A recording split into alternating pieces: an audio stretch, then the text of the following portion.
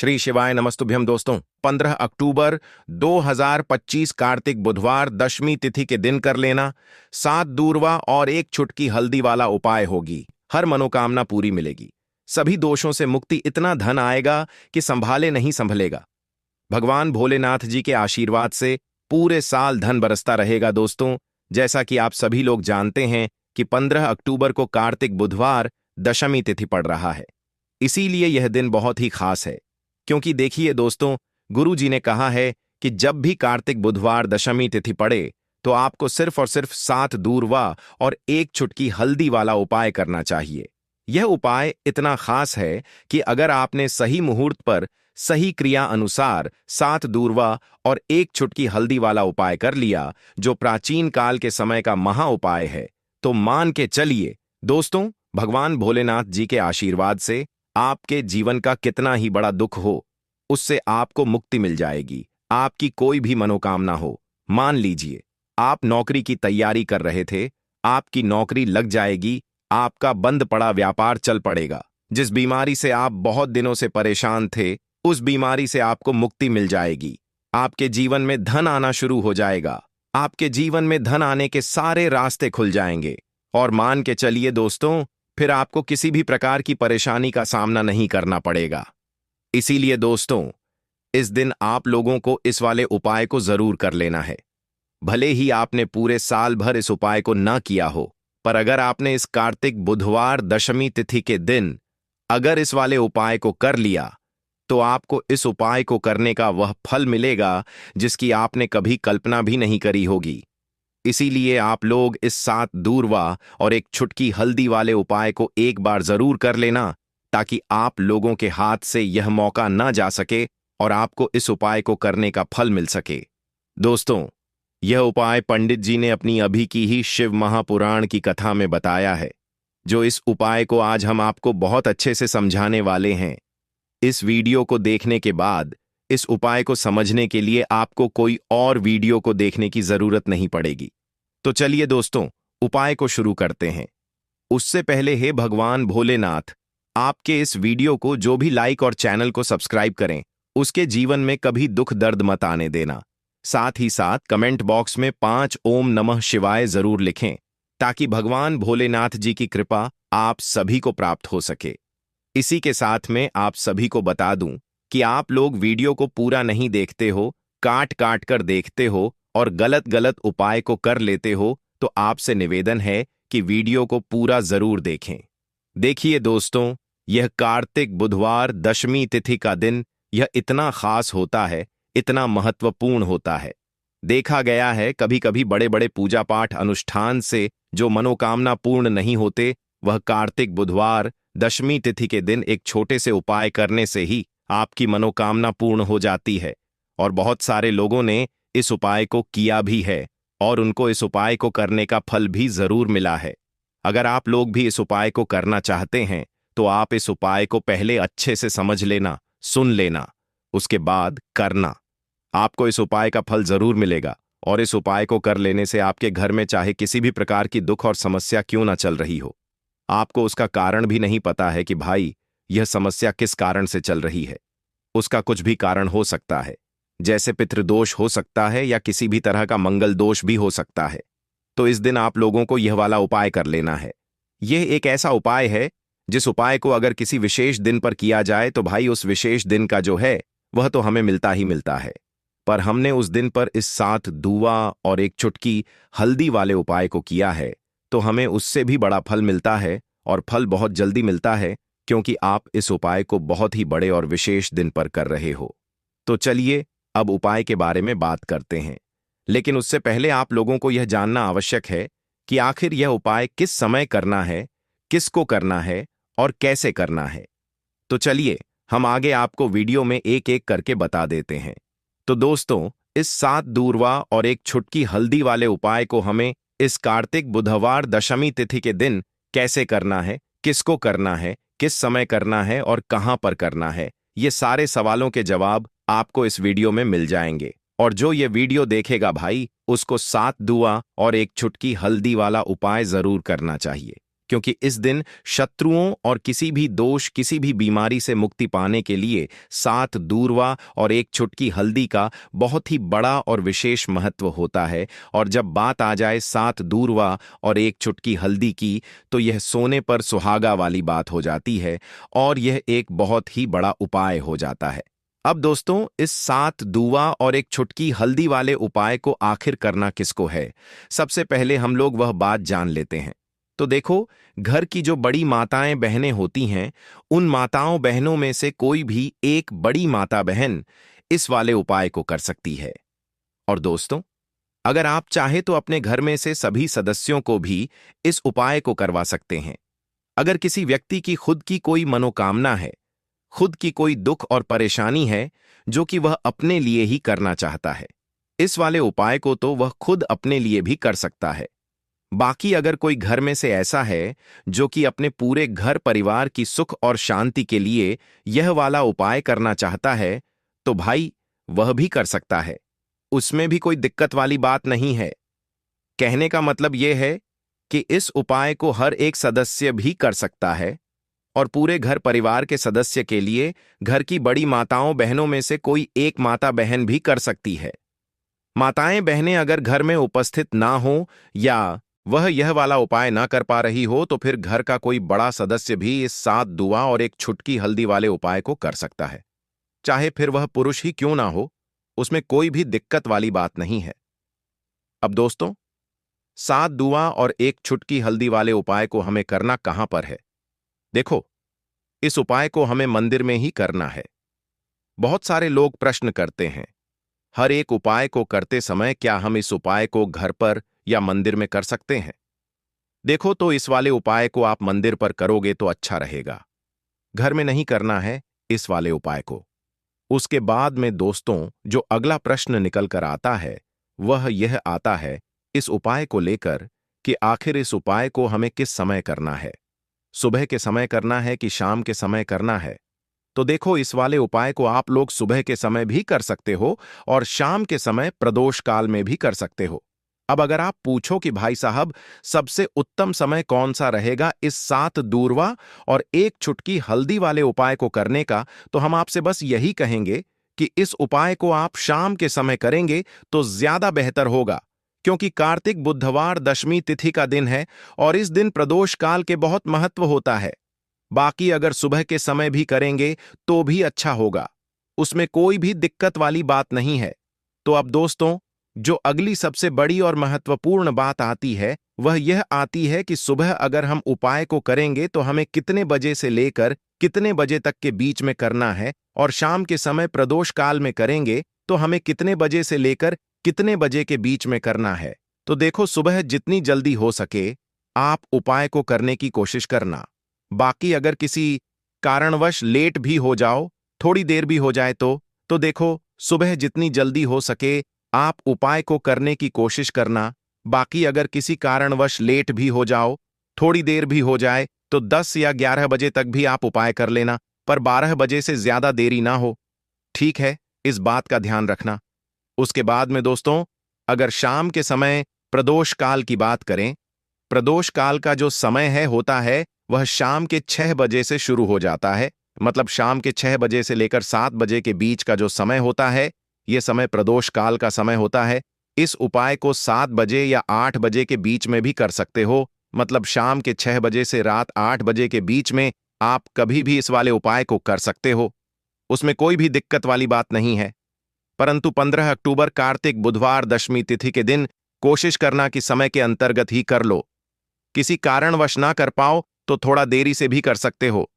तो चलिए, अब हम अपने सबसे पहले उपाय की बात कर लेते हैं। तो इस उपाय को करने के लिए सुबह होने से पहले उठ जाना है। घड़ी मत देखना, जब नींद अपने आप टूट जाए वही समय ठीक होता है। सबसे पहले जमीन पर पैर रखने से पहले मन में बोलना है, आज जो करूंगा वह सिर्फ अपने भाग्य को ठीक करने के लिए करूंगा। फिर बिना किसी से बात किए सीधा रसोई में जाना है। कोई दरवाजा जोर से मत बंद करना, सब कुछ धीरे से करना है। वहां हल्दी का डिब्बा ढूंढना है, जो सबसे कम इस्तेमाल होता है वही असली होता है। उसमें से बस एक चुटकी निकालनी है, ना ज्यादा ना कम। जितनी उंगलियों में आए उतनी, उससे ज्यादा नहीं। अब एक कटोरी चाहिए। तांबे की हो तो सबसे अच्छा पीतल चलेगा, नहीं तो मिट्टी का छोटा सा प्याला भी चलेगा, लेकिन प्लास्टिक नहीं चलेगा। अब उस हल्दी को उस कटोरी में रखना है, बिना किसी मंत्र, बिना किसी सोच के। बस हल्दी डालते हुए इतना बोलना है, जो पीला है वह उजाला है। मेरे जीवन में अब यही उजाला चाहिए और कुछ नहीं। अब एक सफेद कपड़ा ले लो, रुमाल हो या धोती का किनारा साफ हो, बस इतना जरूरी है। अब चुपचाप घर से बाहर निकल जाना है। किसी से पूछना नहीं, बताना नहीं। सीधे उस जगह जाना है जहां घास उगती हो। कोई मंदिर का पिछवाड़ा, कोई खाली मैदान, कोई तुलसी के पास की मिट्टी, कहीं भी जहां जमीन ने दूर्वा को जन्म दिया हो। अब जमीन पर बैठना नहीं है, बस खड़े खड़े झुककर देखना है और धीरे धीरे दूर्वा तोड़नी है। पूरी की पूरी नहीं, बस ऊपर की 3 पत्तियों वाली शाखा, एक नहीं, 2 नहीं, पूरे 21 तोड़नी है। लेकिन हर बार जब तोड़ो तब मन में एक बात बोलनी है, हे गणपति, मेरी अटकी हुई किस्मत को काट दो। हर बार यही 21 बार। अब वह दूर्वा रुमाल में लपेट लो और घर लौट आओ। अब जहां सबसे ज्यादा शांति हो वहां बैठो। मंदिर हो तो ठीक, नहीं तो दीवार का वह कोना जहां बचपन में बैठते थे वहां बैठ जाना है। अब कटोरी को अपने सामने रख देना है, दूर्वा खोलनी है और एक एक करके सारी दूर्वा उस हल्दी में डालनी है और हर बार मन में बोलना है, जो रुकावट है वह अब नहीं रहेगी। फिर उसी कटोरी को अपने दोनों हाथों से उठाना है, आंखें बंद करनी है और एक लंबी सांस लेकर उसे माथे से लगाना है। फिर बिना कुछ बोले, बिना कुछ मांगे, बस 5 मिनट तक मौन बैठना है। वह मौन ही सबसे बड़ी प्रार्थना है। अब उसी कटोरी में थोड़ा सा शुद्ध जल डालना है। अगर गंगा जल हो तो बहुत अच्छा, नहीं है तो भी चलेगा। पानी से हल्दी और दूर्वा भीग जाए, बस उतना। अब कटोरी को सिर के ऊपर से 3 बार घुमाना है, पहले दाएं से, फिर बाएं से, फिर एक बार और दाएं से, जैसे कोई अंधेरे का घेरा काट रहा हो। और फिर उस कटोरी को लेकर चुपचाप घर से बाहर जाना है। किसी पुराने पीपल के पेड़ के नीचे या किसी बहते पानी में, नदी में, वहां जाकर वह हल्दी और दूर्वा बहा देनी है। लेकिन ध्यान रखना, पीछे मुड़कर नहीं देखना है। जैसे जो छोड़ आए वो अब दोबारा जिंदगी में लौटे नहीं। फिर लौटकर घर आना है, हाथ मुंह धोना है, लेकिन न कुछ खाना है न पीना है। कम से कम दोपहर तक कुछ नहीं, सिर्फ मौन रहना है और मन में एक बात टिकाए रखना है, अब जो होगा वह मेरे लिए सही होगा। यही उपाय है, यही टोटका है और यही भरोसा है। इसे किसी को बताना नहीं है, किसी से चर्चा नहीं करनी है। और किसी दिन अचानक जब कोई बंद दरवाजा अपने आप खुल जाए तो समझ लेना हल्दी और दूर्वा ने अपना काम कर दिया है। अब जब उपाय पूरा हो गया, जब तुमने चुपचाप हल्दी उठाई, दूर्वा तोड़ी, मंत्र नहीं बोला लेकिन प्रार्थना की, तो समझो कि अब काम उस स्तर पर शुरू हुआ है जहां शब्द नहीं पहुंचते, जहां इंसान की समझ रुक जाती है और जहां से किस्मत की चाल चलती है। मगर दिक्कत यह है कि आजकल इंसान इतना शोर सुनता है कि जब जीवन में कोई बदलाव चुपचाप आता है तो वह उसे पहचान ही नहीं पाता। इसलिए जरूरी है यह जानना कि उस उपाय ने असर करना शुरू किया है या नहीं, और अगर हां तो कैसे। सबसे पहला संकेत, मन की हल्कापन कोई बड़ी बात नहीं होती। बस एक सुबह उठते हो और बिना वजह मन हल्का महसूस करता है। न कोई बड़ी खुशखबरी मिली होती है, न कोई पैसा वापस आया होता है, लेकिन भीतर से लगता है कि जैसे कुछ हट गया है। कोई बोझ, कोई डर, कोई घबराहट जो महीनों से थी आज नहीं है। यही पहला संकेत है कि उस हल्दी ने अपना रंग फैलाना शुरू कर दिया है और दूमा ने जो बांधा था उसे काटना शुरू कर दिया है। दूसरा संकेत, वह लोग जो आपको नीचा दिखाते थे अचानक चुप हो जाते हैं। वह जो रोज ताना मारते थे, वह जो आपको नजरअंदाज करते थे, वह जो आपके रास्ते में दीवार बनते थे, अचानक जैसे किसी अदृश्य ताकत ने उनकी जुबान बांध दी हो।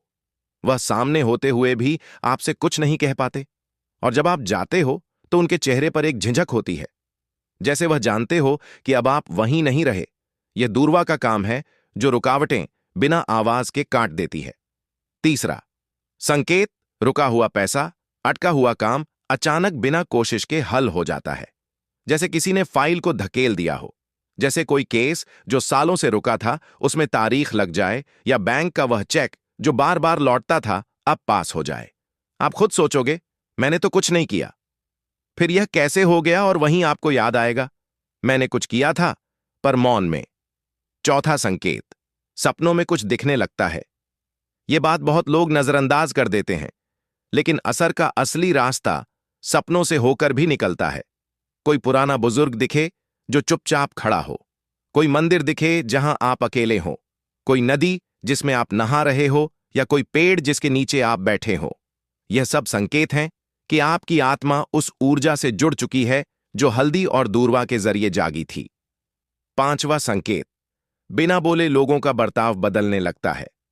घर में जो लोग आपको तवज्जो नहीं देते थे, अचानक बात करते हुए रुकते हैं। आपकी बातों को सुना जाने लगता है।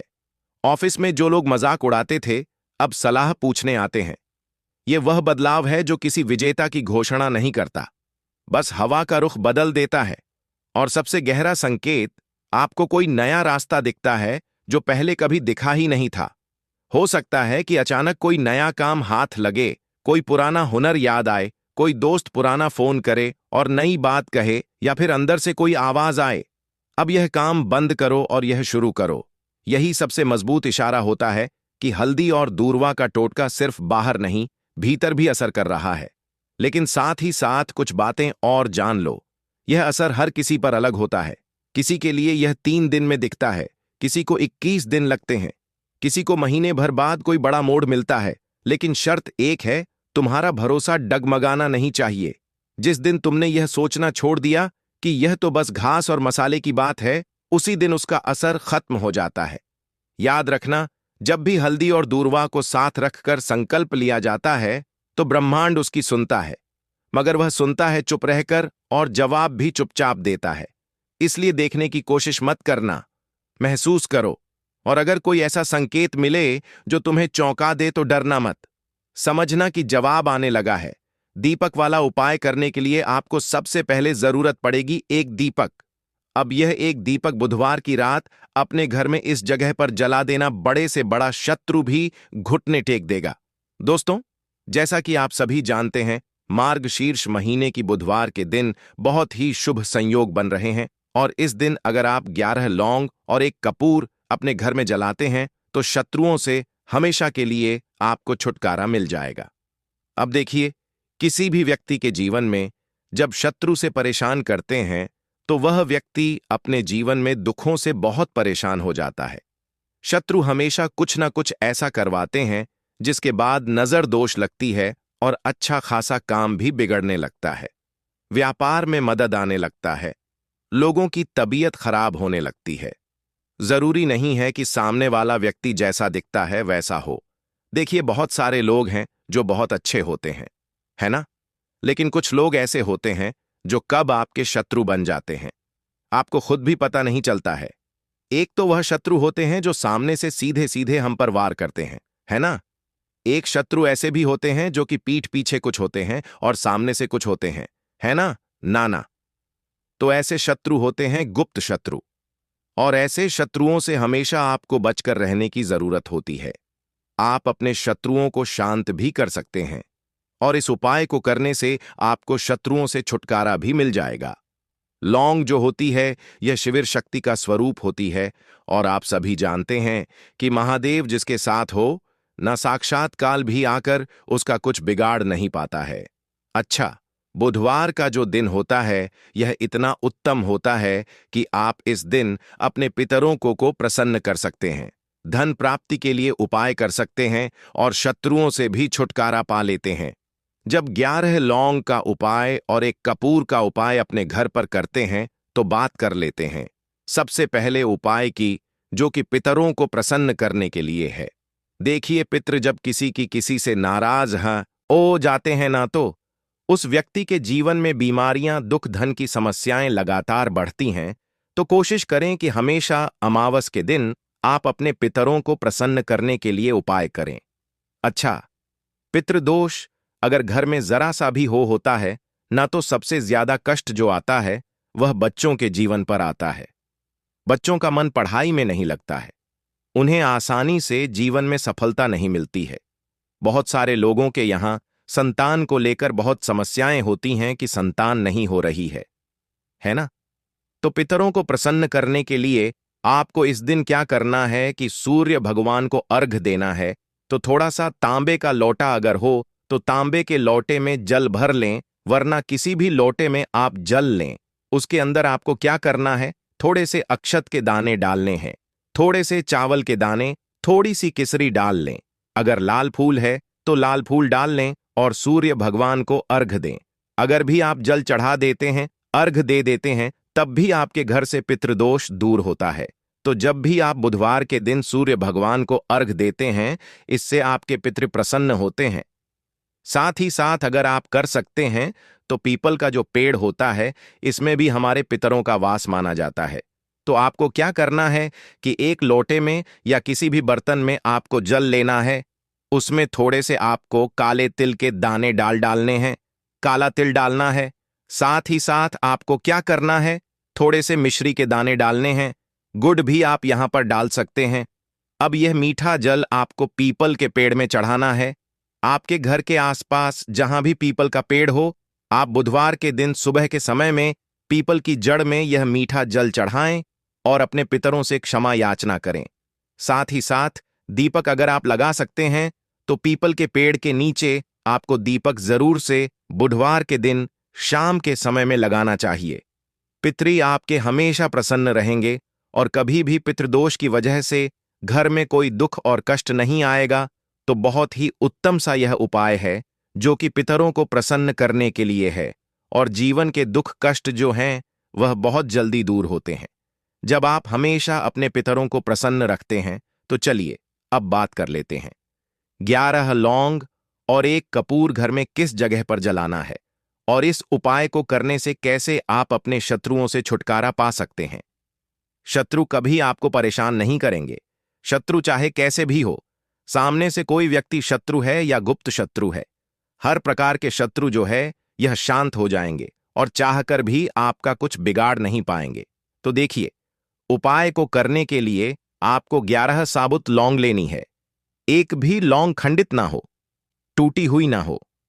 एक छोटा सा कपूर का टुकड़ा लेना है, जिसे कि कपूर की टिकिया भी बोलते हैं। एक कोई भी यहां पर मिट्टी का दीपक ले लें या पीतल का बर्तन ले लें।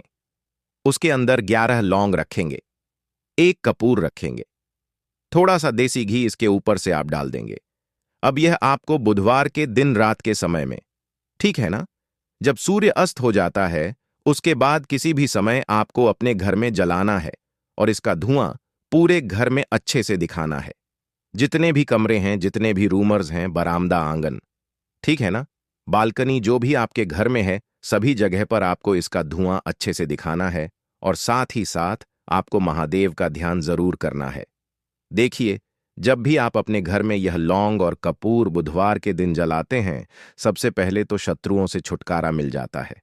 कोई भी शत्रु कुछ भी करता है, वह आपके घर तक चीज नहीं पहुंचती है, आपका कुछ नहीं बिगड़ता है। दूसरी चीज कि जब भी लौंग और कपूर आप जलाएंगे, आपके घर पर कोई संकट नहीं आता है, आपके धन पर कोई संकट नहीं आता है, घर में कोई परेशानियां नहीं आती हैं और हमेशा आपके घर में सकारात्मक ऊर्जा बढ़ती है, पॉजिटिव एनर्जी बढ़ती है, जिसके बाद आपके घर में धन की देवी माता लक्ष्मी वास करती है। लौंग और कपूर जिस घर में कोई भी व्यक्ति जलाता है, विशेषकर बुधवार के दिन, तो ऐसा समझ लीजिए इसके बहुत चमत्कार हैं, बहुत ज्यादा लाभ है। तो कोशिश कर कि बुधवार के दिन रात के समय में किसी भी समय आप अपने घर में 11 लौंग और 1 कपूर जरूर जलाएं। शत्रु जो हैं वह घुटने टेक देंगे और आपका कुछ नहीं बिगाड़ पाएंगे। साथ ही साथ धन की वर्षा भी घर में होगी और धन से जुड़ी जितनी भी समस्याएं आपके जीवन में आ रही हैं, बहुत तेजी के साथ आपके जीवन से दूर होती चली जाएंगी। तो चलिए अब बात कर लेते हैं अपने तीसरे उपाय की, और तीसरा उपाय है धन वर्षा के लिए और धन को बढ़ाने के लिए। बहुत सारे लोगों की यह समस्या होती है कि पैसा बढ़ता नहीं है, पैसा तो आता है घर में लेकिन पैसा बढ़ता नहीं है। या कुछ लोग ऐसे भी हैं जो कहते हैं कि पैसा बढ़ेगा तो तब जब घर में पैसा आएगा, बिल्कुल से पैसा आना बंद हो रहा है। व्यापार दिन पर दिन खराब होता जा रहा है, नहीं समझ आ रहा, किसी ने कुछ करा दिया है या फिर घर में कुछ ऐसा है, वास्तु दोष है, नजर दोष है, जिसकी वजह से घर में तरक्की लोगों की नहीं हो रही है। ठीक है ना, बिल्कुल व्यापार धंधा सब बेकार होता चला जा रहा है। जो भी व्यापार कर रहे हैं उसमें लगातार घाटा हो रहा है। तो यह उपाय आप करिए बुधवार के दिन और फिर इसका चमत्कार खुद देखिए। चाहे व्यापारी हैं, आप कोई बिजनेसमैन हैं, दुकान है, आपकी हर प्रकार के काम में लाभ ही लाभ मिलता है। जब इस उपाय को आप करते हैं, आपको क्या करना है? 2 फूल वाली लौंग लेनी है, एक लाल फूल लेना है। गुलाब का फूल भी आप यहां पर ले सकते हैं। उसी गुलाब के फूल में यह 2 फूल वाली लौंग रख देनी है। एक देसी घी का दीपक आपको जलाना है, लंबी बाती का। अब यह दोनों चीजें लेकर अपने घर के मंदिर में आपको बैठ जाना है शाम के समय में। बुधवार के दिन शाम के समय में जब सूर्य अस्त हो जाता है, सूर्य छिप जाता है, अब आपको सबसे पहले देसी घी का दीपक जला देना है, माता लक्ष्मी के सामने और भगवान विष्णु जी के सामने। ठीक है ना? एक देसी घी का दीपक जला देंगे और जो लौंग और फूल आपने लिया है, यह अपने सीधे हाथ में आप रख लेंगे। अब आपको माता लक्ष्मी से अपने जीवन की समस्याओं को कहना है कि मेरा काम नहीं चलता है, मेरा व्यापार अच्छे से नहीं बढ़ता है, मेरा धन नहीं बढ़ रहा है, मेरे पैसे में बढ़ोतरी नहीं हो रही है। जो भी दुख है, जो भी पैसे को लेकर समस्याएं जीवन में है, सब कुछ आपको माता लक्ष्मी और श्री हरि विष्णु से कह देना है। ठीक है ना? इसके बाद आपको मंत्र बोलना है 11 बार। ओम नमो भगवते वासुदेवाय नमः 11 बार यह मंत्र बोल देंगे और फिर वह फूल आपको माता लक्ष्मी को अर्पित कर देना है, उनके सामने चढ़ा देना है। चाहे मूर्ति है, आपके घर में माता लक्ष्मी की कोई भी तस्वीर है, प्रतिमा है। फिर आपको क्या करना है कि अपने घर के मुख्य दरवाजे पर भी 2 दीपक जरूर जलाने हैं। बाहर की तरफ बुधवार के दिन फिर देखिए आपके घर में कैसे पैसा आता है और धन बढ़ता चला जाता है। अब अगले दिन आप क्या करेंगे? जो फूल और लौंग आपने माता लक्ष्मी के सामने चढ़ाई थी, ठीक है ना? तो फूल तो आप किसी भी पेड़ पौधे के अंदर डाल देंगे। जो 2 लौंग आपने चढ़ाई हैं, उसे आप हमेशा अपने पास रखेंगे, अपने पर्स में रखेंगे। पर्स में पैसे रखते हैं या किसी भी चीज में आप अपने पास पैसे रखते हैं, बस वहीं पर आपको अपनी जेब में अगर रखते हैं तो जेब में रखेंगे। ठीक है ना? लेकिन ये 2 लौंग किसी भी कपड़े के अंदर रख के, किसी भी चीज के अंदर रख के आपको अपने पास हमेशा रखनी है। कोई भी नजर दोस्त परेशान नहीं करेगी। पैसा हमेशा घर में आएगा और हमेशा आपके जीवन में सुख समृद्धि बढ़ती चली जाएगी। तो बुधवार के दिन इन अचूक उपायों को जरूर करें और इनका लाभ जरूर उठाएं। तो अब बात कर लेते हैं अपने अगले और महत्वपूर्ण उपाय की। तो दोस्तों, हरी इलायची वाला उपाय करने के लिए आपको जरूरत पड़ेगी 3 हरी इलायची। अब 3 हरी इलायची, आज बुधवार की रात 3 हरी इलायची घर में इस जगह पर फेंक देना। धन की कमी आपके जीवन से दूर हो जाएगी और बड़े से बड़ा नजर दोष भी आपके घर से दूर हो जाएगा। घर परिवार के जितने भी सदस्य हैं, उनके जीवन से दूर हो जाएगा। दोस्तों देखिए, आज की वीडियो बहुत ही खास है क्योंकि आज की वीडियो में 3 हरी इलायची का ऐसा उपाय आपको बताने वाले हैं। 3 हरी इलायची आपको अपने घर में जला देना है। इस उपाय को आपने इस बुधवार के दिन कर लिया तो ऐसा मानकर चलिए कि आपके जीवन के जो दुख है, अब उन्हें दूर होने में ज्यादा समय नहीं लगेगा। तो देखिए, बात करेंगे सबसे पहले लौंग की। लौंग जो होती है, पूजा पाठ हो गया। कोई भी हम बहुत बड़ी पूजा करते हैं या छोटी पूजा करते हैं, कोई भी चीज जब हम पूजा से रिलेटिव करते हैं, है ना, तो होता क्या है, हम उसमें इलायची जरूर लेते हैं। मां दुर्गा की पूजा करते हैं, महादेव का पूजन करते हैं, बजरंगबली का पूजन करते हैं। इलायची हम उसमें विशेष रूप से लेते हैं क्योंकि इलायची जो होती है, ये एक तरह से आपके घर से नजर दोष को भी दूर करती है, नेगेटिविटी को भी दूर करती है। और इलायची के जितने भी उपाय होते हैं, आपको बता दें, ये बहुत जल्दी देवी देवताओं को भी प्रसन्न करते हैं और आपके जीवन के कष्टों को बहुत जल्दी दूर कर देते हैं। तो जो लोग भी चाहते हैं ना कि हमारे जीवन के कष्ट जल्दी से जल्दी दूर हो जाएं, उन्हें तो विशेषकर इलायची के उपाय जरूर करने चाहिए। जो लोग चाहते हैं जल्दी से जल्दी अच्छा सा रिजल्ट उनको उनके जीवन में मिले, पैसा उनके पास आए, पैसा उनके पास रुके, तो उन्हें भी विशेषकर इलायची के उपाय जरूर करने हैं। तो देखिए, ज्योतिष शास्त्र में भी इलायची के ऐसे ऐसे उपाय हैं जिन्हें करने से व्यक्ति अपने जीवन की बड़ी से बड़ी समस्या का समाधान निकाल सकता है। कहने का मतलब है, इलायची के उपाय करके आप अपने जीवन के बड़े बड़े कष्टों को न बहुत आसानी से दूर कर सकते हैं। लेकिन बहुत बार हम होता क्या है, जीवन में जब कष्ट बहुत बढ़ जाते हैं, दुख बहुत बढ़ जाते हैं, तो हमारा जो दिमाग होता है वह सोच नहीं पाता है। हम नहीं समझ पाते हैं कि यह जो कष्ट हम इतने बड़े लग रहे हैं और होते भी हैं। जीवन में कभी कभी बहुत बड़े कष्ट आ जाते हैं, लेकिन यह बड़े बड़े कष्ट भी आप बहुत ही आसानी से दूर कर सकते हैं। इलायची के उपाय करके देखिए। पूरी सच्ची श्रद्धा के साथ जब कोई भी उपाय करते हैं ना, उसमें यह महत्व नहीं रखता है कि आप बड़ी पूजा करते हैं, बड़ा उपाय करते हैं, छोटा उपाय करते हैं। उसमें सच्ची श्रद्धा का होना और आपके विश्वास का होना। भगवान के ऊपर पूरा विश्वास करके जब आप कोई भी उपाय करते हैं ना, का उपाय सफल होता ही होता है और भगवान खुद आपके जीवन के संकटों को दूर करने आते हैं। तो बात करेंगे सबसे पहले उपाय की है ना, जो कि आपको करना है बुधवार के दिन इलायची से। अब देखिए, जो सबसे पहला उपाय आपको बताने जा रहे हैं, इस उपाय को अगर आप करते हैं तो आप अपने जीवन में जो भी भगवान से मांगेंगे ना कि हाँ मुझे यह चीज चाहिए है ना, मेरी मनोकामना है, ये पूरी नहीं हो रही है, भगवान आप मेरी इस मनोकामना को पूरा कर देना। तो आपकी मनोकामना पूर्ति के लिए आपको यह पहला उपाय करना है। बुधवार के दिन तो देखिए आपको करना क्या है। यहां पर आपको 2 इलायची लेनी है ना। एक भी इलायची उसमें से खंडित ना हो, टूटी हुई ना हो। अब आप अपने घर में जो दीपक जलाते हैं, है ना, कुछ लोग होता है कि 5 दीपक जलाते हैं जब सुबह के टाइम में पूजा करते हैं। कोई 2 दीपक जलाता है, कोई 3-4, है ना, कोई 1 दीपक जलाता है। तो देखिए, हम तो अपने घर के मंदिर में दीपक जलाते हैं। तो आपको करना क्या है, जैसे मान लीजिए आप अपने घर में 1 दीपक जलाते हैं, है ना, चाहे वह फिर आप तेल का जलाते हैं, घी का जलाते हैं, किसी का भी जलाते हैं। आपको क्या करना है,